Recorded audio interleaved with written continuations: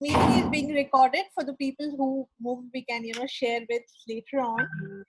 And Ah, here, for the people who don't know, a lot of us are already acquainted with Frederick, but a lot of new people are there as well. For them, just want to say that a very very good evening, Frederick. Very warm welcome from us.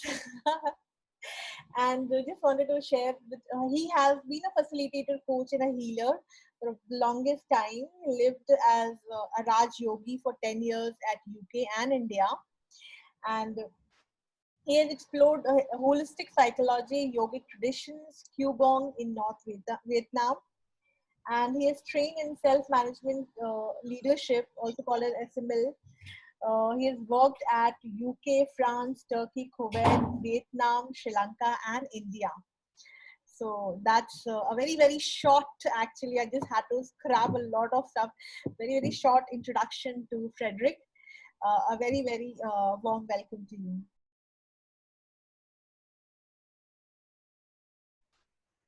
Frederick, I just want, well, like, as the very topic of the day says that lockdown 3.2. So what is it that mm, you will say that we have been in lockdown for now 1.5 months, and again there's a certain lockdown for 15 days, and it goes till 17th of May all over the country. Now, we are a country of 1.3 billion people, and we have been asked to stay at home for more 15 days. So mm.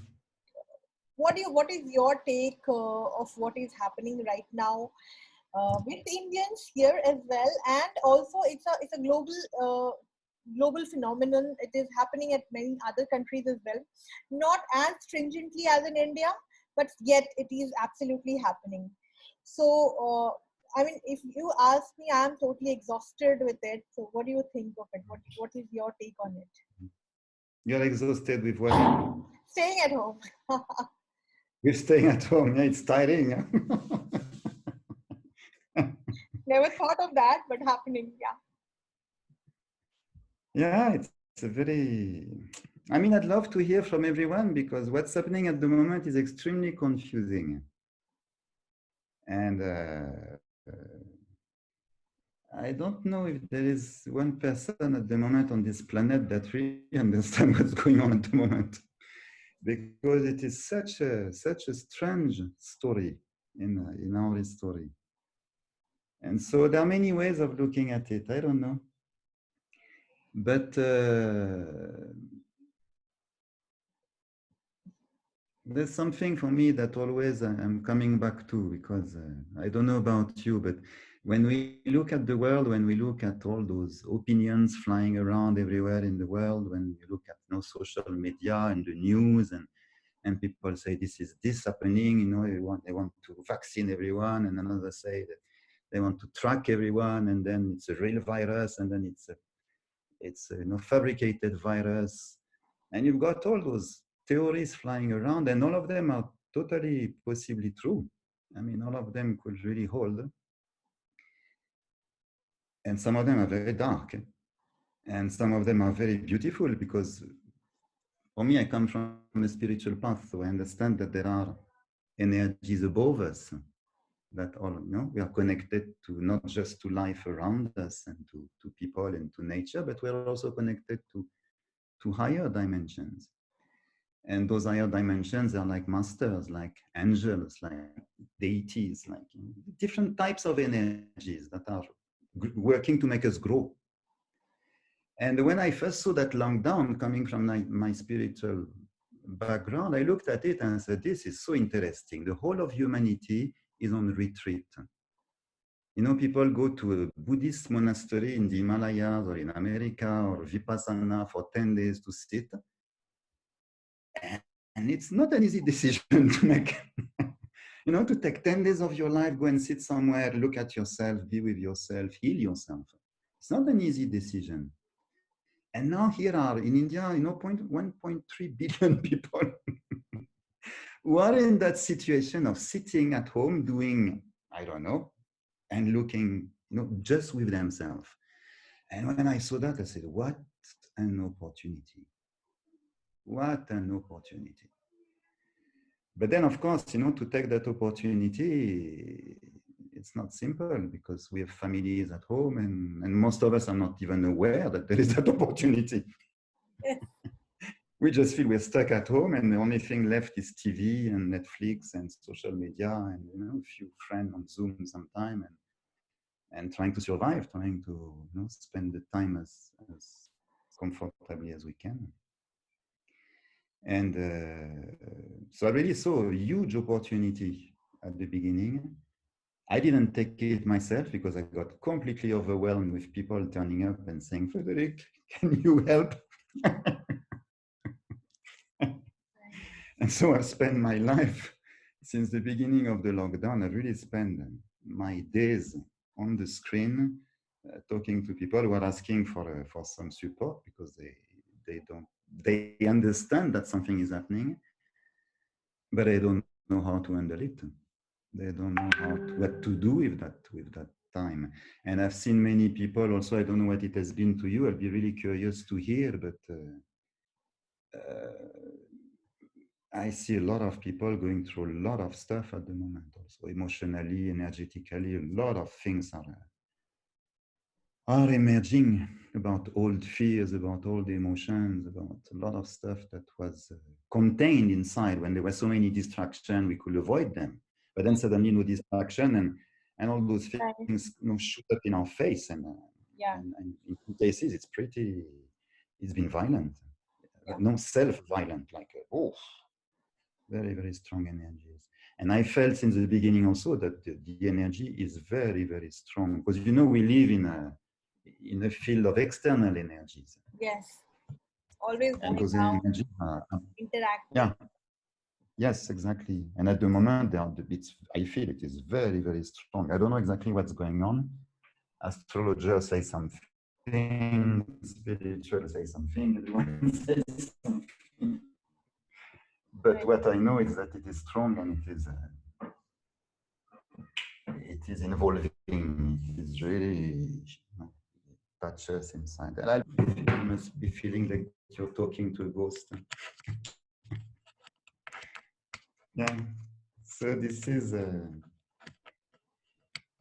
is my story about this lockdown. Right. Better, Right. better. Right.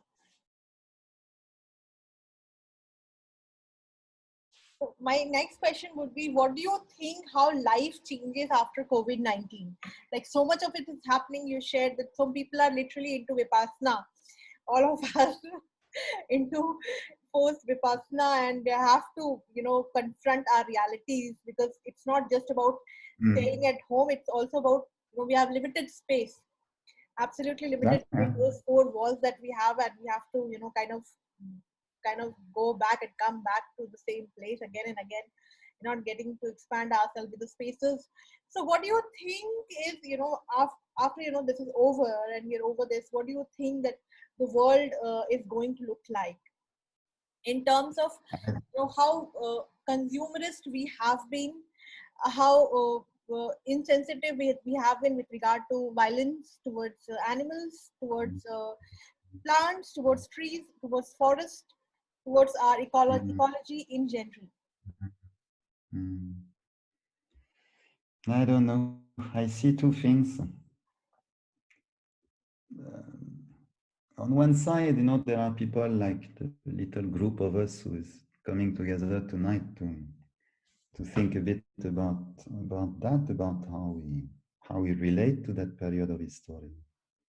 So on one side, there are those kind of people who are prepared to question themselves, who are prepared to make some changes in their life, and who have a living heart, they have a sensitive heart, and they feel the pain. They're not afraid of feeling their pain. While so many people are afraid of their pains, they project it on someone else. Yeah. They cannot hold it, they cannot embrace it, they cannot accept it. So they find someone to trash it upon, whether it's the wife, the other religion, or whatever. But for people like us who are sensitive, then I mean, I don't know about you. Again, I'll be very happy to hear, but I'm sure you've learned lessons during that period. You've looked at, the way we are forced to live now with I mean, simple life, like a monk's life. No food has been reduced to simplicity. Timetable has been reduced to simplicity. No traffic jam. No lot of stuff that was distracting us is out. And I'm sure you found some advantages in that also. That sometimes it's a bit frustrating, but it's also very peaceful. It's much more. I mean, I don't know what are your situation at home, Right. but I've heard many people saying, "Oh, it feels good to be sitting at home all day long." Revati was like this when she started working from home. She said, "This is nice. This is really nice. Yes. I love it." Yeah. So on one side, there are all those people who are going to really take a lesson from that story and realize that you cannot rely on consumerism, you cannot rely on industrial system because they can disappear just like that. They can, the thing can collapse very quickly, and at that moment, what you really value is to have a garden with some tomato in it, and to have a family that is True. comfortable. So Yes. it brings us back to basics, which is fantastic. But then you've got that majority of people who are operating on fear, and it's a big number Yes. today, unfortunately. Yes. And for those people, that's been a panic, and the only thing, that's what I'm sensing, the only thing they're waiting for is to get back out and to increase the plundering of the planet because the fear has been so raised that Very well. they've gone on the other side even further, I feel, because I see some of the projects that seems to happen in the next COVID industrial age. It's going to be ugly again. Some of the things that are going to unfold after COVID are not going to be very nice because the fear is also driving people into more greed, into more ego, into more violence, into more. So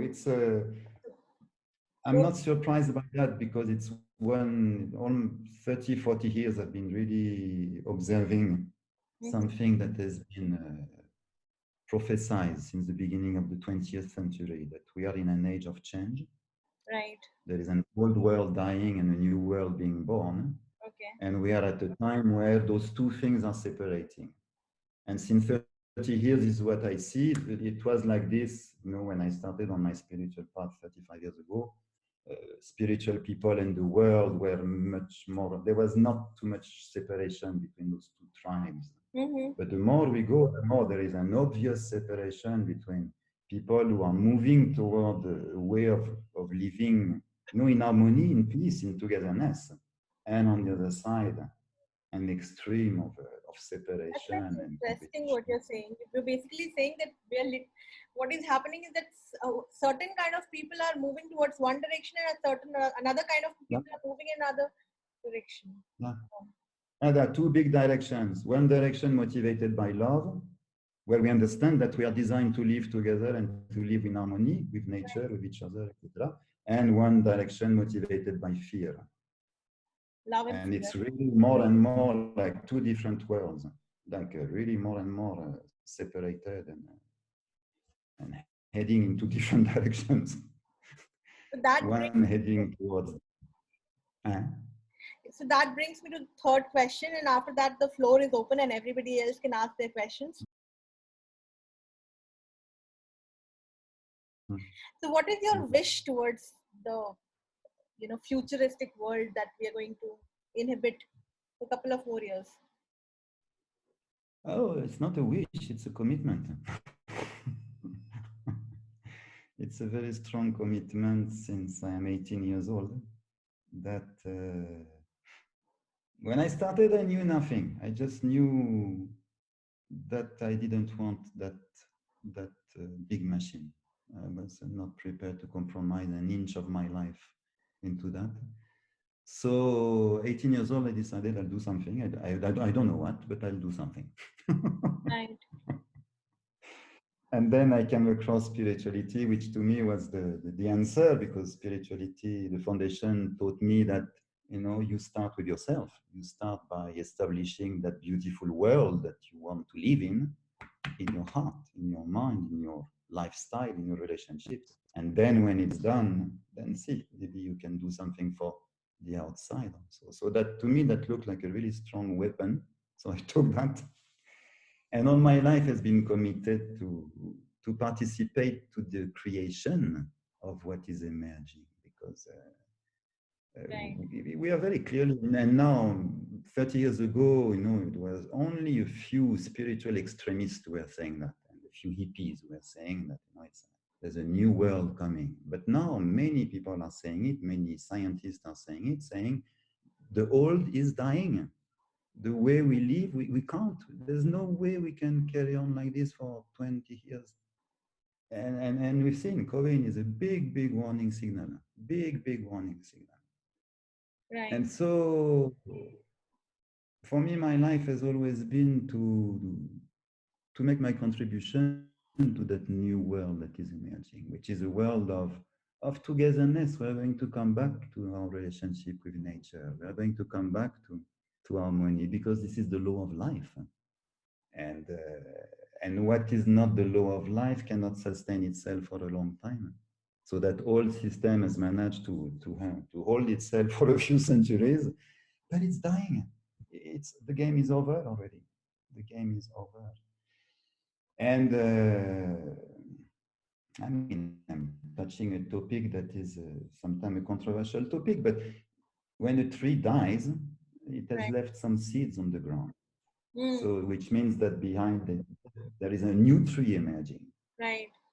And for me, since a long time, I'm in position in the new tree. I'm not inside the old one. I don't want to stay there because I know it's dying. So I'm putting my energy, my attention into the emergence of the new inside me, in my relationships, and as much as I can, sharing that with others, because we need to participate to the emergence of that new tree, the new tree of mankind that is arising today. And now we see it. When I started, it was very hard to see. It was a small, tiny little shoot. But now we see there are so many people who are awakening. So many people who are awakening. There's a little forest growing of people who start to think, no, we want to live, with love, with peace, with joy, with positive creativity. We want to contribute something. We're tired of that stuff of, competing, fighting with each other. Right. No, that was beautiful. I think that's a beautiful wish, and that's something which all of us can practice in our lives to have the new in our lives and in our relationships. The floor is open now, and everybody, can ask their questions around lockdown or anything else that comes to your mind.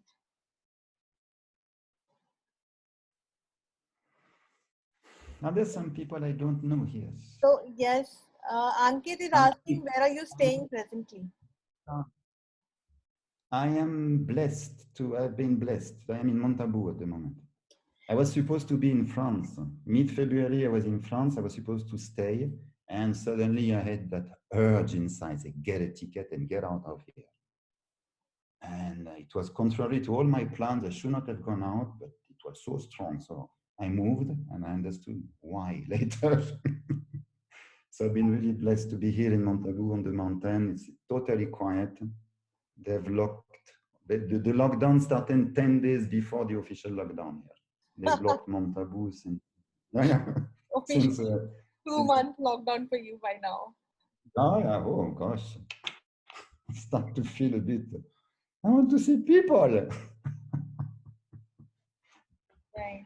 Tired to talk to screens.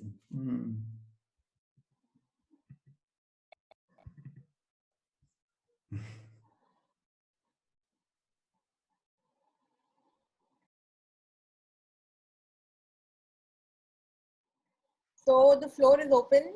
You guys want to ask any questions? Ankit is here. Anik is I think here. Revati is joining us right now. Revati is just turned up. Hello everyone. Hi, Revati. You I just finished my office work. I hmm, just finished my Zoom call and I thought of joining you guys. you did well, and you have reached Hi. in time because now you can ask a couple of questions you want to ask. Frederic, the floor is open. So Oh, check. shall I raise my question? Hello Yeah, Frederick. yes, go ahead. Who's talking? Revati. Okay, so my question is that since I have been following the practice that we have done so far, I'm waiting for Qigong. I, you know, today I was looking at the way I'm working and I was watching same pattern again. I start very good, and then by 3/4 of the process, I get exhausted and I don't have energy to. No. And this one, I try to avoid that, and again, it has happened. Same. It was much better than the previous course. The previous course, I got exhausted by, not exhausted, but out of and so Qigong is coming. I have prepared the studio in my home. Yesterday I had to repaint a wall to film it properly. So tomorrow I'm trying to shoot the first two sessions. Very good. The reason for backing this request is that we have been working almost 10 to 12 hours and we are sitting in a chair in front of the Zoom. So I Um, see many of my bosses having lower backache and back pains, and every day I thank God for not having it, but I don't want to end up like them. So I thought it's yes, better, would be wiser if I start early doing something which will be okay. good food for the body, soul, and mind. And What, it is in these uncertain times we have to work even harder, and we yes, have to maintain a lot of mental and physical strength and stamina. yes, yes, yes, So yes. yeah, the times are not going to be easy anymore, but No, no, I'm hopeful that whatever happens is going to make us even stronger than ever before. So I guess Qigong would be a good way of starting, to this, it will definitely be. It will journey. definitely. It is Yeah, simple and it's very empowering. It's coming tomorrow. I record. Tonight I wanted to announce it in the group.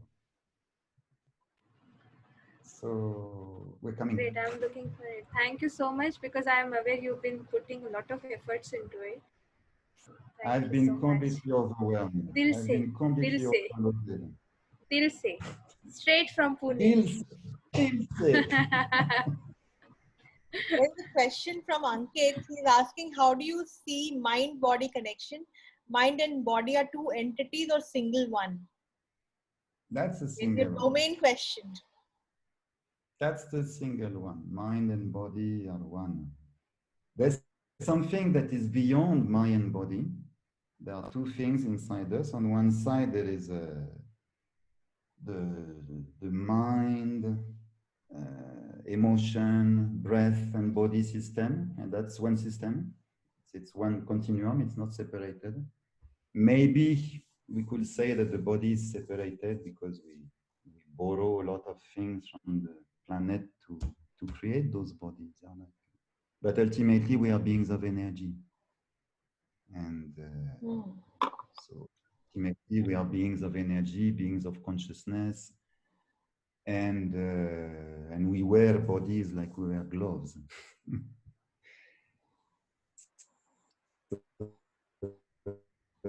This to me, this is the reflection. It's a dense mind. The mind is subtle, the body is the same thing, but in a more dense, heavy form, which is also interesting to have because it's very hard to. The mind is fluctuating all the time. It's a very fluid energy, but the body is fixed. So if we see our body like a kind of crystallized mind, then we can work on the mind through the body. And that's what the yogic system have done. And, because our mind is our body is an expression of our mind, very direct. So if I change my mind, I'm going to change my body. But if I work on the body, position it in a certain way, work it in a certain way, then I'm going to affect my mind because it's the same system ultimately. But there's another system beyond the mind and body. So there's still one duality inside us. There is there's something that is beyond the mind and body. That is our being. Mm. Right. So we have two new friends who have joined us. Yeah, Vinita, please go ahead. I mentioned that a bit several times, but the first step is yes, we stay with things. So here's the irritation, here's the longing, here's the restlessness. Fine, I accept it and I stay with it. That's a good step, but it's not enough. Then the second step is to be able to redirect that energy, because the natural flow of our energy is to go out. Kids, adults, and us big kids, we are out all the time. We want to go out. We want to touch, to meet, to look, to experience that story, because it's a fantastic story. And then here are those, but by going out, we also miss the inner side. And now we are in that situation, we are locked at home, so we are left with ourselves. We need to, if we want to take the advantage of that situation, then we need to know how to also go back on the inside. And go back on the inside means being with. Okay, I feel my feeling, I accept my movements of energy, I'm with them, but it means also redirecting them. And redirecting them, for me, the way I'm dealing with that, because I know it's since 25th May, I'm alone at home. The only thing I have is a screen. And I'm sure some of you are in that same. So sometimes I really start to feel I'm tired. I want to see someone. I want to, touch a face and talk to a real human being. And sit in a cafe, sometimes go to see life. I'm tired of those four walls and all that screen. But then what I do, I've been trained like this, but that's also the training that we are going to carry on exploring together, is I redirect on the inside.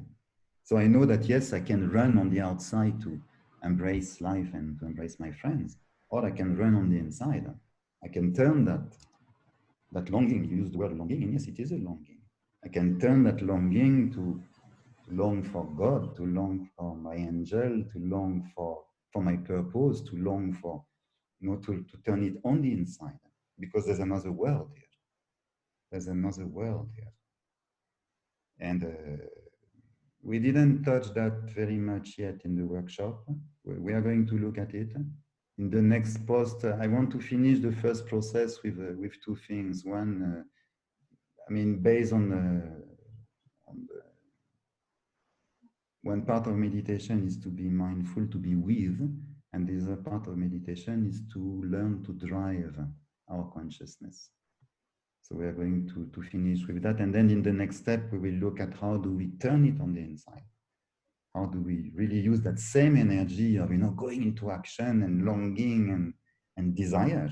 How do we turn that on the inside to raise or to go deeper inside our system, to meet ourselves, to meet the higher dimensions of our being, because above, just above every one of us, there's an angel. We've been taught that there is subconscious, conscious, but the story doesn't end there. There's also supraconscious.